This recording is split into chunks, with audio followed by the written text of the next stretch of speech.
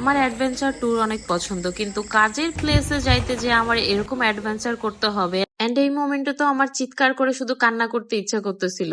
আসসালামু আলাইকুম, this is Naushad, ওনারা golden goals look by Naushad. মনটা খুবই ভালো ছিল কাজ করতে যাওয়ার সময়, বিকজ যাওয়ার পথে এত সুন্দর বৃষ্টি হচ্ছিল এন্ড আমার বৃষ্টি অনেক বেশি পছন্দ। কিন্তু কাজের প্লেসে পৌঁছানোর পরে দেখেন কোনো রাস্তা নাই, আমার এরকম বাড়ির মধ্যে দিয়ে গাড়ি নিয়ে যাইতে হচ্ছিল। যেটাই হোক, আমি অ্যাডভেঞ্চার যেহেতু পছন্দ করি, তো অনেক মজা করতে করতে এনজয় করতে করতেই সার্ভিস দিতে পৌঁছাই। And যাওয়ার পরে আপুর এত সুন্দর চুল, মাশাল্লাহ, মাথা ভর্তি চুল তাকে দিয়ে রাখছে আল্লাহ। কিন্তু কষ্টটা লাগছে কোথায় জানেন? কষ্টটা লাগছে এইখানে, ভাই তার মাথার অর্ধেক চুল কেটে ফেলছে। দেখেন, আমার সত্যি কথা কারো চুল কাটতে এত বেশি কষ্ট লাগে, এত বেশি মায়া লাগে, আমি কারো চুল কাটতেই পারি না, কিন্তু সে আমাকে দিয়ে এতখানি চুল কাটাইছে। এন্ড তারপরে চুল ওয়াশ করার সময় ভাই তাদের কলের পানিতে হচ্ছে কি প্রচুর পরিমাণের আয়রন, যে কারণে রাত হয়ে গেছে, পুকুর থেকে পানি এনে রুমের মধ্যে এইভাবে ওয়াশ করতে হয়েছে। কোনো অংশে এটা অ্যাডভেঞ্চার ট্যুরের থেকে কম না। যাই হোক, অনেক কষ্ট মষ্ট করে কাজটা শেষ করে এন্ড শান্তিটা লাগছে এই সময়ে, যখন কাজ করার পর এত সুন্দর একটা রেজাল্ট দেখি না, মাশাল্লাহ বলে সব কষ্ট ভুলে যায়। যে আপুর চুলগুলো কত সুন্দর হয়ে গেছে, পুরো বাটারির মতো, দেখেন একদম চকচক করতেছে, স্ট্রেট হয়ে গেছে, স্মুথ হয়ে গেছে। তখন জার্নিং করে